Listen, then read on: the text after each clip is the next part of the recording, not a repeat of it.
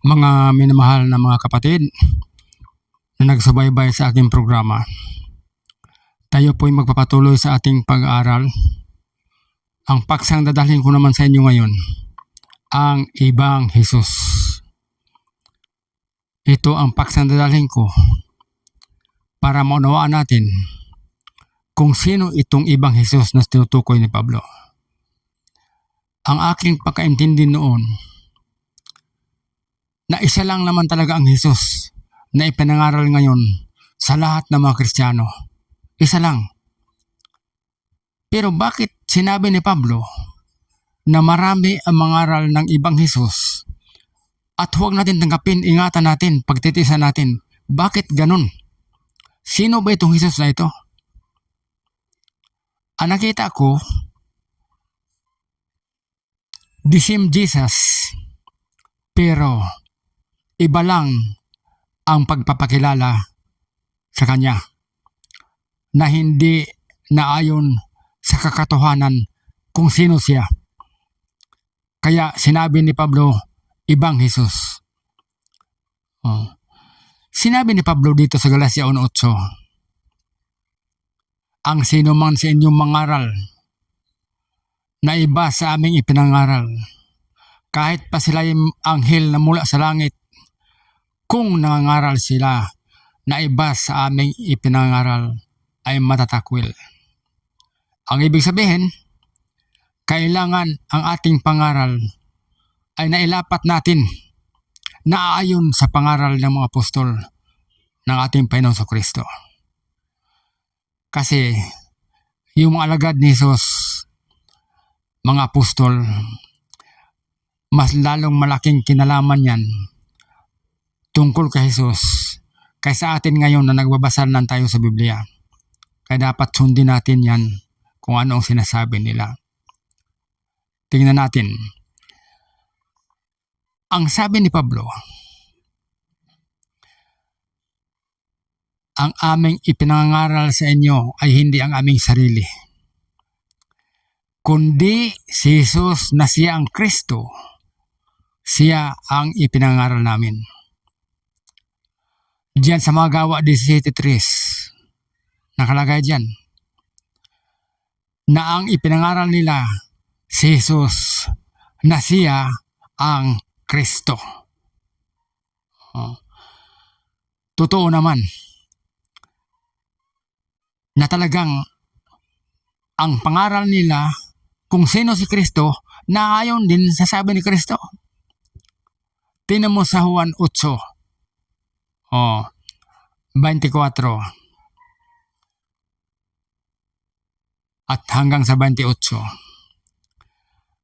Ang sabi ni Jesus, mga matay kayo sa inyong mga kasalanan, maliban kung kayo'y magsampalataya na ako siya ang Kristo.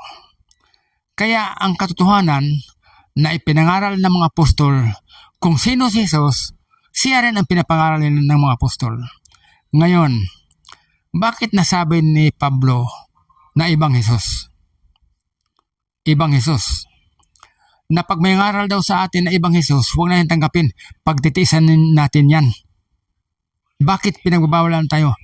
Nakuha ko, mga kapatid, ang ibig sabihin ni Pablo. Kasi karamihan ngayong nangangaral, kahit ako noon, yan ang pinangaral ko, ibang Hesus. Bakit iba sa ipinangaral ni Pablo? Kay ang ipinangaral ni Apostol Pablo, Hesus na Kristo. Ang ipinangaral ko noon, ang ipinangaral ngayon ng karamihang mga pastor, si Hesus na tunay na Diyos. Ang ipinangaral ni Pablo, Hesus ngalin na lang. Kolosas 1:15, siya ang una sa lahat ng mga linalang. Pero ang ipinangaral ngayon sa karamihang nangangaral, si Hesus na lumalang. Si Hesus na lumalang.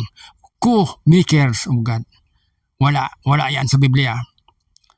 Sabi ng Panginoon, ako ang Diyos, maliban sa akin wala ibang Diyos. Linalang ko ang mundo, ako lang mag-isa. Ayan, sabi na. Wala siyang co-maker, wala siyang partner. Kaya mga kapatid, ito kung pakinggan natin, o kung maaaring pakinggan ninyo, parang masakit. Baka sabihin ninyong nagbabatikos ako. Pero hindi ito batikos. Kasi ang mga salitang ito, hindi pa tayo pinanganak dati na nakalagay ito sa Biblia. Binasa ko lang. Kasi ito linipas-lipasan. Linipas-lipasan noon. Oh. Ang sabi ni Kristo, mga matay kayo sa inyong mga kasalanan, maliban kung kayo sumampalataya na akong Kristo. Ay kung sabihin kong hindi ikaw Kristo, ikaw ang Diyos. Patay ako sa kasalanan. Patay ako. Ganon mangyari, kapatid. Kaya, doon sa mga nakikinig dito, huwag lang kayong masaktan kasi ito ang sinasabi ng banal na kasulatan. Ibang Hesus, sabi ni Pablo, sa 2 Korinto 11:4, nakalagay doon, mayroong mga ngaral na ibang Hesus, huwag nating tanggapin. Huwag natin siyang paniwalaan sapagkat iba nga Hesus ang ipinangaral nila. Ito pa namang nangaral na ibang Hesus. Iba ang paniwala nila.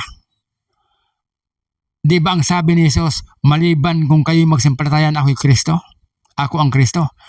Itong nangaral na ibang Hesus, hindi ito nangaral na si Hesus siyang Kristo.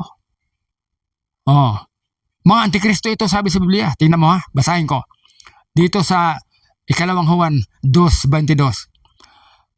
Sino ang sinungaling? Kundi yung hindi nagpapahayag na si Jesus, siya ang Kristo. Ito ang antikristo. Kaya pala pinaiwasan ni Apostol Pablo ang ganong paniniwala na hindi maniwala na si Jesus siya ang Kristo sapagkat ito pala ang antikristo. Alam ba ninyo pag suwayin natin ang salita ng Panginoon, ang salita ni Kristo, automatically, demonyo ka, maging diablo ka. Alam mo na ba niyo yung kasaysayan ni Jesus at ni Pedro? Noong sabihin ni Jesus, ako ay maghirap, ako ay parusahan dahil sa sala ng kalibutan, ako ay mamatay. Sabi ni Pedro, hindi ka mamatay, Panginoon. Hindi mangyayari sa iyo magpakailanman. Lumingon si Jesus kay Pedro. Sabi niya, humayo ka sa harap ko, Satanas, tisod ka sa akin. Bakit?